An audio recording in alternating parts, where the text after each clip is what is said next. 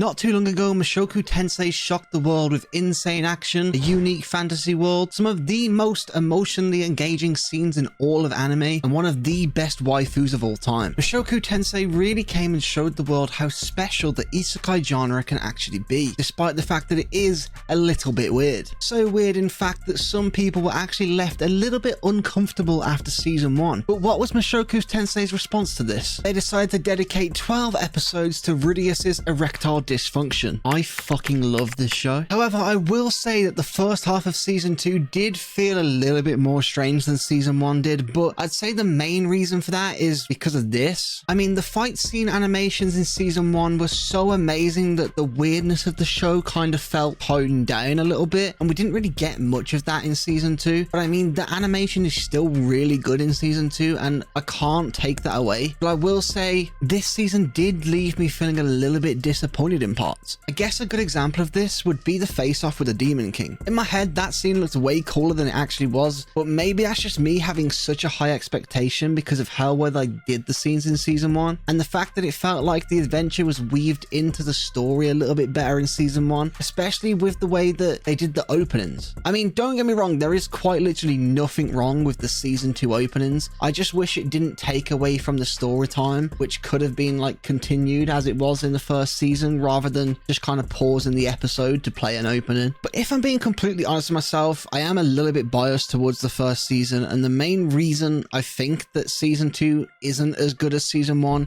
is simply because Roxy hasn't shown up yet, and this season was all about Rudeus and Sylphie. Don't get me wrong though, I do like Sylphie and I think she is cool, but in my opinion, and my opinion is always correct, Sylphie is the worst girl out of the three. But it is hard for her to compete with someone like Eris, who is literally one of the best characters in Mushoku Tensei full stop, and Roxy is just best girl, and you can't really compete with that. But I understand that right now it seems like I'm just kind of shitting on season 2, but I'm actually not. Honestly, it's just easier for me to highlight the things that I don't really like compared to the things that I did like, because I genuinely do love this anime, and it's exactly how I expected the first 12 episodes of the second season to go. I feel like a lot of people forget that at its core, Mushoku Tensei is basically just a slice of life isekai, and then randomly shit just hits the fan and we all go crazy. I mean, look at season 1. We literally spent like 8 or 9 episodes just watching a kid learn how to use magic under the supervision of one of the hottest anime waifus of all time. And then boom, brother is just walking through a fucking demon continent and fucking shit up. And that is just one of the things that makes this anime so special. So if you're watching this video